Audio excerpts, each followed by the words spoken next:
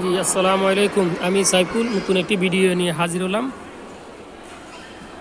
আমাদের প্রবাসী ভাইয়েরা, সরকার বিরোধী ভাইয়েরা, দেশ বিরোধী ভাইয়েরা, জামাত বিএনপির জঙ্গি ভাইয়েরা যারা বিদেশে অবস্থানরত এবং কি যারা বিদেশে থেকে বাংলাদেশে ক্ষতি সাধনের জন্য সর্বোচ্চ চেষ্টা চালিয়ে যাচ্ছেন, সরকারকে পতনের জন্য সর্বোচ্চ চেষ্টা চালিয়ে যাচ্ছেন।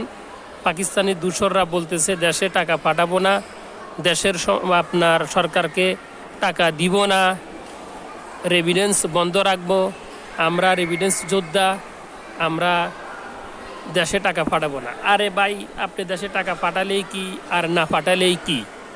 আপনি বিদেশে আসছেন আপনি ভালো থাকার জন্য, আপনি বিদেশে আসছেন আপনার পরিবারকে ভালো রাখার জন্য।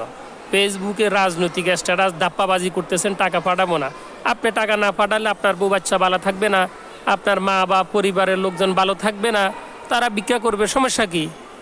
এতে সরকারের কোনো সমস্যা নাই, সমস্যা আপনার। আপনি টাকা হাওলাত করে, টাকা ঋণ করে, ব্যাংক লোনের মাধ্যমে ডক্টর ইউনূসের গ্রামীণ ব্যাংক থেকে টাকা নিয়ে আপনি বিদেশ আসছেন।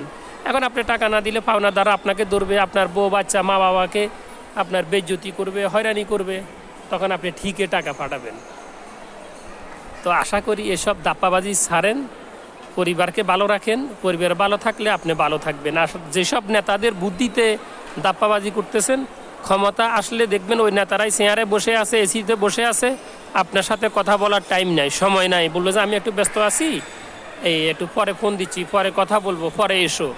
আর আপনি রাস্তায় ফকিনি ঘুরবেন, বিদেশে লেবারি করতেছেন, লেবারি করবেন। তো আশা করি গুজব ছড়াবেন না, অন্যের কথায় কান দিবেন না, পাকনামি করবেন না। নিজেকে ভালোবাসুন, দেশটাকে ভালোবাসুন, পরিবারকে ভালো রাখুন। ভালো থাকবেন, নতুন নতুন ভিডিও পাবেন, লাইক দিবেন, সাবস্ক্রাইব করে রাখবেন। আল্লাহ হাফেজ, আসসালামু আলাইকুম।